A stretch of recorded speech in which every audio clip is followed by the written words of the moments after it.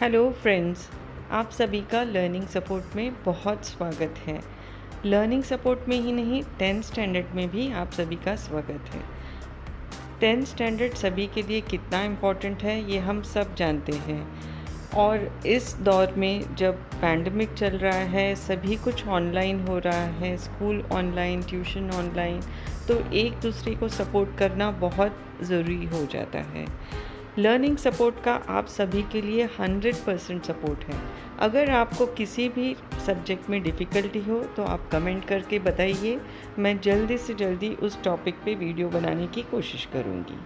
Friends, इस channel को भी आपकी सपोर्ट की ज़रूरत है, तो अगर आपने सब्सक्राइब नहीं किया है तो जल्दी से कीजिए और अपने दोस्तों से भी करवाइए ताकि सभी इसका फ़ायदा उठा सकें। तो चलिए शुरू करते हैं हम पहला chapter, linear equation in 2 variables. Book में एक टेबल दी गई है जिसमें कुछ इक्वेशंस दिए हैं जिन्हें हमें बताना है कि ये equation linear equation in 2 variable है या नहीं है। तो इससे पहले हमें ये देखना ज़रूरी है कि लीनियर इक्वेशन इन 2 वेरिएबल्स होती क्या है। General form of linear equation in 2 variables is ax plus B Y plus C is equals to zero. यहाँ पर x और y दोनों वेरिएबल्स हैं। यहाँ टेबल में जैसे दिए गए हैं, पहले इक्वेशन में m और n वेरिएबल्स हैं, सेकंड में x y हैं, थर्ड में x y। तो ज़रूरी नहीं है कि ये x y ही हो, a और b हो सकता है, p q हो सकता है, m n हो सकता है। वेरिएबल कोई भी दो लेटर्स हो सकते हैं। यहाँ हमें दो चीज़ों का ध्यान रखना है कि वेरिएबल्स जो हैं उनका पावर या इंडेक्स या डिग्री 1 होनी चाहिए, और दूसरा a और b ज़ीरो नहीं हो सकते हैं, वो ज़ीरो नहीं होने चाहिए। अगर दोनों में से एक भी ज़ीरो रहा तो भी इक्वेशन इन 2 वेरिएबल्स में नहीं होगी, फिर वो इक्वेशन इन 1 वेरिएबल हो जाएगी। टेबल की फर्स्ट इक्वेशन का आंसर लिखा हुआ है कि ये लीनियर इक्वेशन इन 2 वेरिएबल्स है। फिर भी हम देख लेते हैं, m और n का डिग्री 1 है या पावर 1 है और a और b ज़ीरो नहीं है, तो ये लीनियर इक्वेशन इन 2 वेरिएबल है। सेकेंड इक्वेशन है 3x² minus 7y is equals to 13।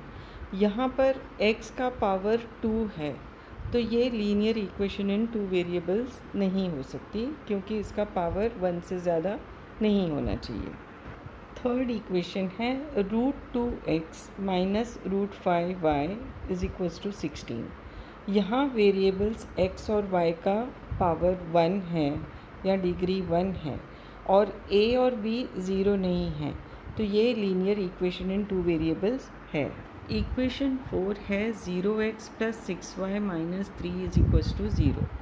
यहाँ पर 0 को x से मल्टीप्लाई करेंगे तो वो ज़ीरो हो जाएगा, तो a भी ज़ीरो है और एक वेरिएबल भी चला जा रहा है, तो ये इक्वेशन इन 1 वेरिएबल बन जाती है, इसलिए ये इक्वेशन इन 2 वेरिएबल्स नहीं है।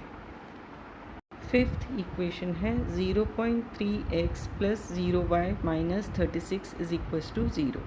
ये भी फोर्थ वाले के जैसे ही एक वेरिएबल यहाँ पर 0y ज़ीरो हो जाता है, तो यहाँ पर b ज़ीरो है और वेरिएबल y भी ज़ीरो है, तो एक ही वेरिएबल में इक्वेशन हो गई, इसलिए ये इक्वेशन इन 2 वेरिएबल्स नहीं है। सिक्स्थ इक्वेशन है 4/x plus 5/y is equals to 4।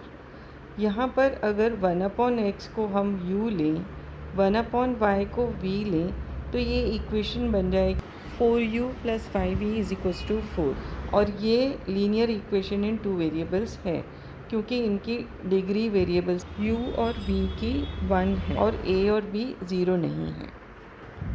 Seventh equation है 4xy minus 5y minus 8 is equals to 0। यहाँ पर पहला टर्म है 4xy, यहाँ xy की डिग्री मिलाकर हो जाती है 2, तो एक टर्म की डिग्री 1 से ज़्यादा नहीं होनी चाहिए, इसलिए ये लीनियर इक्वेशन इन 2 वेरिएबल्स नहीं है।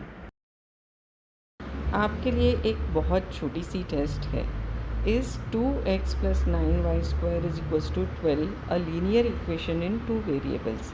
आंसर येस और नो इन कमेंट बॉक्स। तो चलिए फटाफट से आंसर लिख लीजिए।